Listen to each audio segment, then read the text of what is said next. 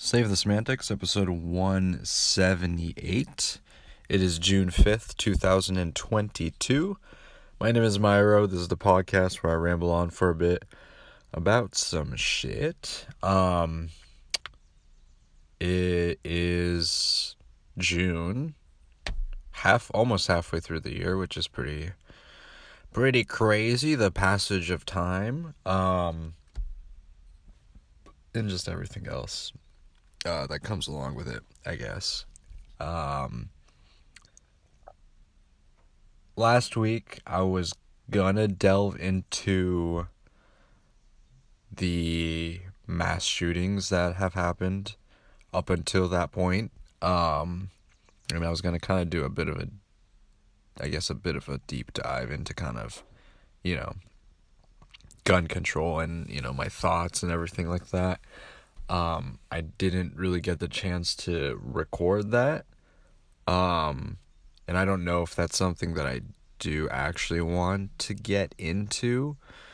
But maybe I'll save that for another episode. I just think, I don't know. I'm not in the mindset to really discuss. I just don't really want to get into all of that right now. Like, I still do kind of want to talk about it, but just I think right now is not, like, I don't know. I'm just not not necessarily the most, like, clear-headed to really get into that. I feel like, and honestly, last week I wasn't either. Like, I think I probably would have just been, like, rambling a lot and regurgitating a lot of points made by other people,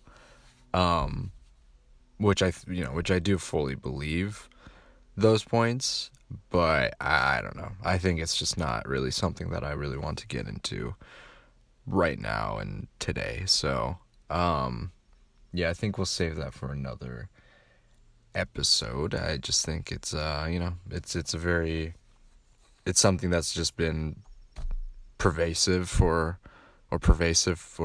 a long time, and nothing significant has really been done about it. And it's concerning and it's scary for a lot of people, including myself. And I think that there's just a lot of things that need to be done for things to really change, and things to be kind of stable. I mean, I don't know how stable, quote unquote stable things can be made at this point in time, but I just want, you know, it just this shit just shouldn't happen. You know what I mean? And that's just kind of like, bottom line, no questions, like, no fucking, you know what I mean? Like, it's just kind of like there's no, like, I don't think there's really like a compromise in that regard. Like, this is not something that should happen. It's like, oh well, maybe no. Like, this is just, that's it. Like, it's just that's kind of how I feel about it. Kind of just giving a brief, just kind of giving a brief little bit on it. And then yeah, maybe some other time I'll get into gun laws and gun control and all that other shit. But just today, I just didn't really want to talk too much about it because I don't think I'm really in that headspace. So, yeah, this past week I had off, which was nice. I took a little trip with a couple friends. Oh fuck. And it was good. It was a lot of fun. It was kind of the, first trip, first kind of vacay that I had since going to New York. So that was really nice. We went on some hikes and did a lot of fun stuff. And so that was good. Then I got another trip planned later this summer, which is gonna be exciting as well. So I'm looking forward to that. Um, I I'm trying to, like, cause like these next these next couple months I think are going to be pretty lax for the most part. Um, but I also don't want to be fully like, what is it? I don't want to be fully just fucking being like, this is it. You know what I mean? Like, in some ways it is. For a lot of people, they kind of take that initiative to just kind of relax and, chill and shit. And I do want to do that, but I also don't want to. I don't know. I don't want to be fully just kind of like, I don't want to just turn into kind of a couch potato in that sense. And um, I want to kind of keep things going for the most part in terms of just being, I know that there's this, you could like argue that there's, some issues with kind of taking this approach of being like productive and that sort of thing, but it does make me feel good about myself. Like I like it when I'm busy enough to where I feel like I'm doing something, if that makes sense, like with work and other stuff and my routine and whatnot. Like I like having that kind of consistency in my life. So like I think doing things like just kind of taking breaks and stuff can kind of is a bit of like a bit of a wrench in the system, because I'm like, this is why, this is really nice, but I also am trying to find it's hard to like get back into the groove of things, especially if you do take like a bit of a break like I did. And I'm kind of going back into I have to really sort of like, you know, uh re you know retrain myself, I guess, to like, going back into kind of my regular weekly daily routine. um and it's kind of it's just sort of like disruptive in a sense. I'm not like obviously I'm not complaining about going on trips or whatever. It's just more of the fact that like it's like an adjustment that I have to make once I get back into kind of the swing of things. So um I try not to get too like, I don't know, too like absorbed into like whatever time and place that I'm in. I'm like, I kind of like what is it? I just don't try to lose myself and be like, oh, this is like it, you know what I mean? And I also like I also just like to remind myself that I have other things that I want to improve on to my day to day.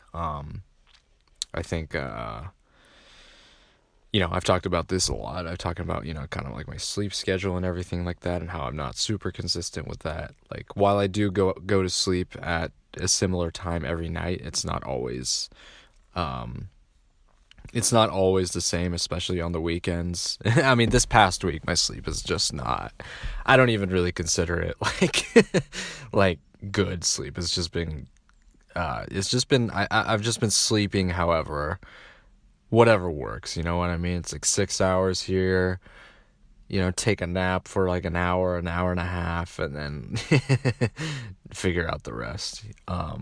So, that's something that I do want to, I guess, improve on. So that's always a work in progress. I also have not like worked out or ran at all. So, this next week's gonna be kind of rough. Just kind of get, trying to get back into that kind of normal routine of running at least 3-4 times a week. So that's gonna be kind of rough, and I've talked about my legs and how they're not in the best condition, so it's gonna be tough to get back into that.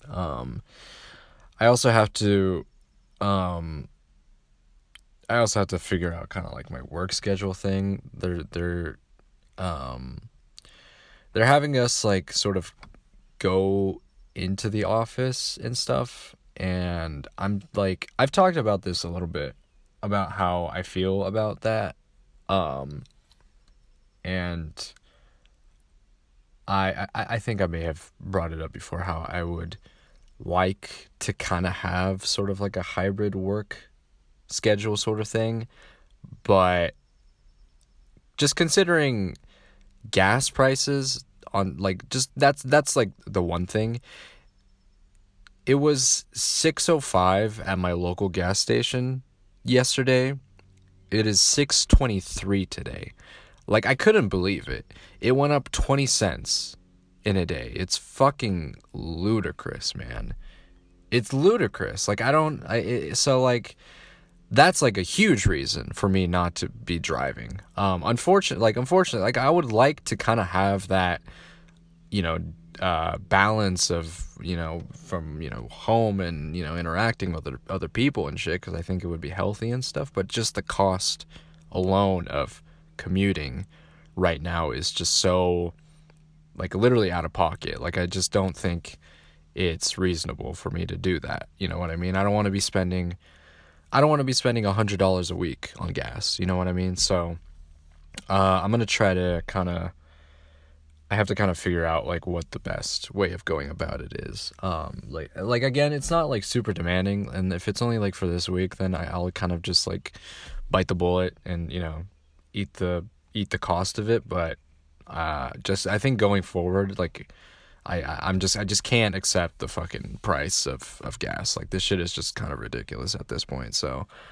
I don't know what kind of measures like either the state or federal government can really do. But some of these costs right now are just so, it is out of hand. It really is out of hand. Like it just doesn't seem plausible for a lot of people to even go about their daily life of just paying for all this shit. And just like it's just a lot, you know what I mean? So, and then also like there's always the uncertainty of just COVID and shit. Like I'm less concerned now obviously than I guess maybe like a year ago or something like that. But I I still, like, if I have the ability to, then I would like to stay as like safe as possible in these conditions. Like there's still uncertainty and shit. Like it's like anyone can really get it.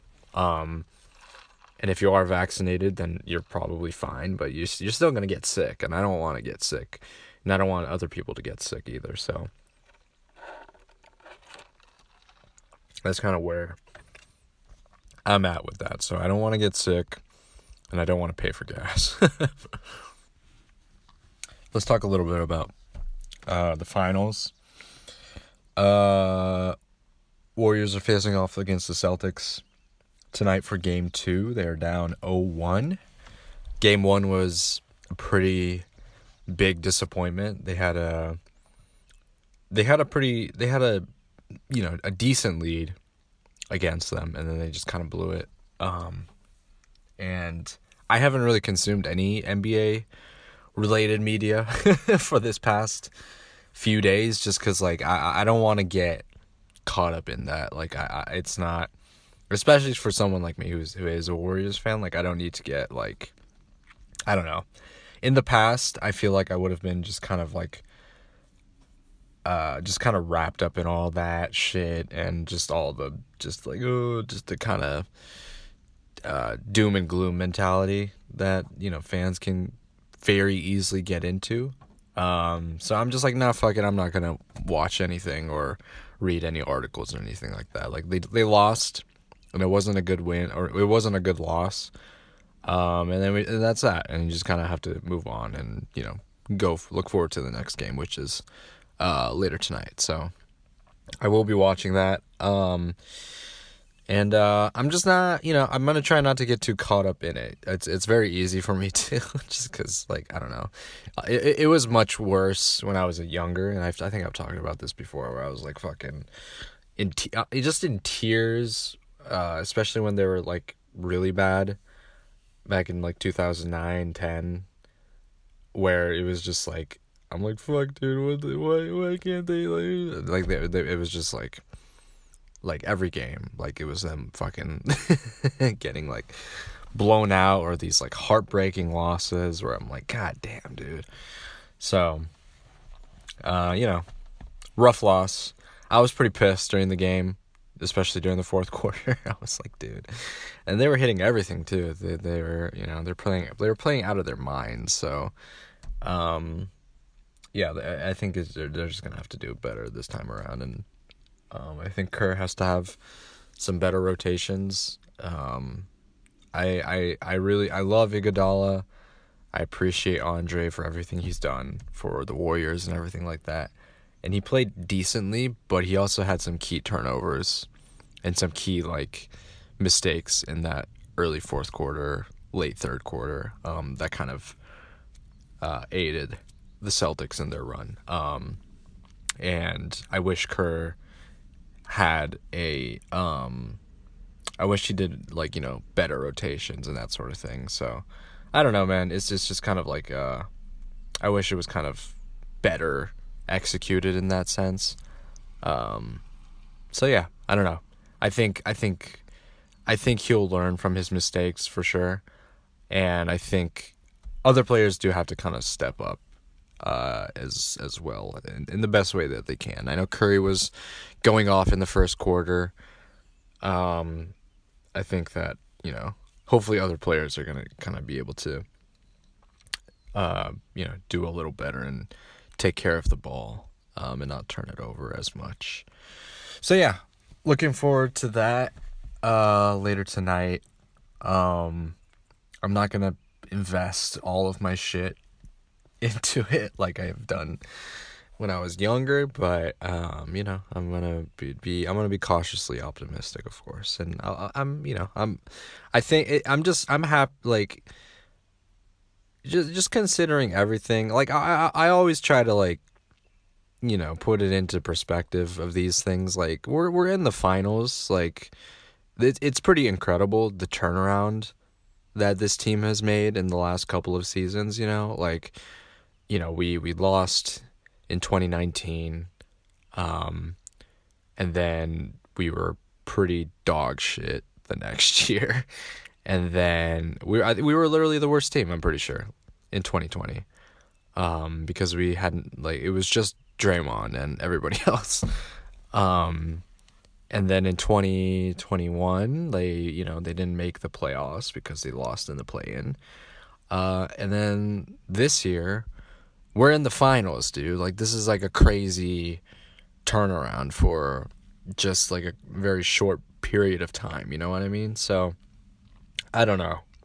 I'm happy that we're in the finals, and I think like it's like, well, you should want like more and shit. And I'm like, dude, we like we have been the dominant franchise in basketball for the last 10 or so years. You know what I mean? Like, we've made 6 finals appearances in 8 years, right? That was the stat that was kind of being thrown around. And we have 3 championships.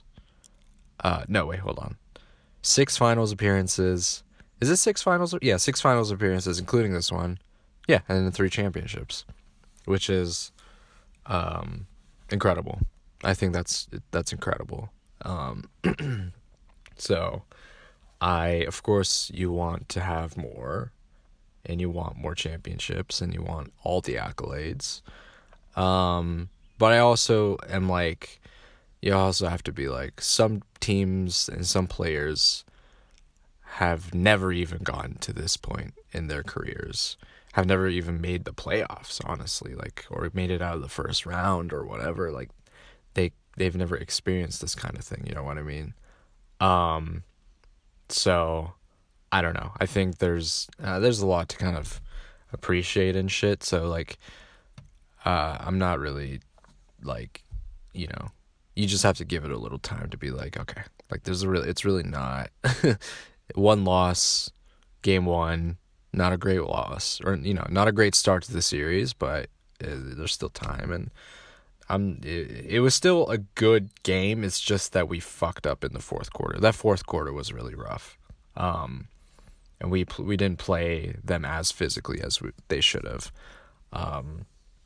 So, just things to consider. No like excuses or anything like that. It's just the fact that they just need to play better, and and you have to respect the opponent too. You know what I mean? I think there's like I was just like listening very briefly to a lot of the like the NBA media shit, and like there's always this like disrespect being thrown to like both teams. Like there's like excuses made for like the Celtics for beating, I don't know, like beating, I'm trying to think. I guess beating like Miami and stuff. And like while I think they should have won it a bit more handedly, like they had a clear advantage. Like Miami was hurt.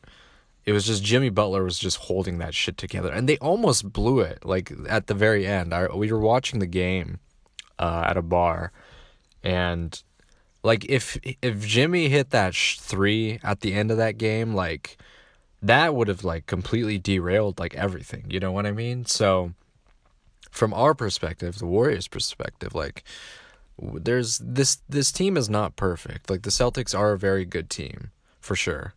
Um, I just think I don't know. This is like my point.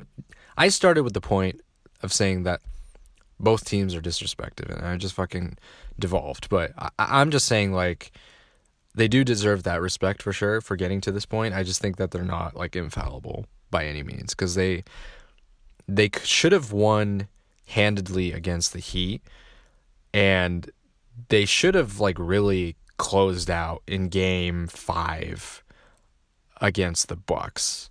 They almost threw that series away. It's just that the Bucks couldn't hold on. They should have won. The Bucks should have won game 6, and then but the Celtics were able to kind of come back from that, which you also have to respect. So, they're not infallible. The Warriors, of course, are not. They have their faults and everything like that. So, um, I don't know. Regardless of those things, I think both teams should be given the respect that they deserve to getting to this point uh, in the playoffs and just kind of everything like that. Like they're just both very, very good teams. They're both very evenly matched up, and as a Warriors fan, like you have to kind of be like, okay, they just have to play better. This is the best team that we're facing up against during this run. Like everybody else that we've gone up against was um, good, but not not to the same level. You know what I mean? Um, I am happy though. Like I'm happy that we don't have to face Giannis and the Bucks though, because I think that would have been a much more difficult matchup than the Celtics, in my opinion. Because no disrespect to Draymond, and I think we could have done a decent job at guarding Giannis, but we just can't. Like, there's only so much that we can do, and also like if they were fully healthy, if they had Middleton back, that would have been a problem for us. And like you just can't like discount those guys. So I'm like happy that the defending champs are out because that would have been a much tougher matchup for us than the Celtics, in my opinion. Um, so because they have the size, they have Giannis. I think that's just like the big thing. Like I don't know who the fuck would have like again like maybe Draymond could have done the best if we like doubled him and shit, but it's just I don't know, man. So I'm happy that we're not facing against them. When I was watching like the Celtics series, I had predicted that the Celtics would win in 7. I was I was gonna say it's like a tough matchup and everything. Like they but it could have really gone either way. Like if the Bucks had some gas left in Game 6 and won at home, then it would have been a completely different story. But the Celtics were able to hold on to the last 2 games of the series. So, yeah. So we just have to accept the position that we're in now, and we just have to be kind of, grateful for that. I think. I don't know. I don't know if other people feel similar, but that's just kind of it is what it is. I think we would have it would have been better if we faced the best scenario. If we it would have been if we faced the Heat, because I think we match up pretty well against them. But you just kind of have to play your cards that you're dealt. So yeah. What else? What else? Complain about gas. Talked about the NBA. And just kind of going through the motions of everything else. What the fuck was I gonna talk about? I just completely blanked. Maybe I don't have anything else to really get into. If that's the case, then we're gonna leave it at that. This has been Save the Semantics. Thanks for listening. Signing off.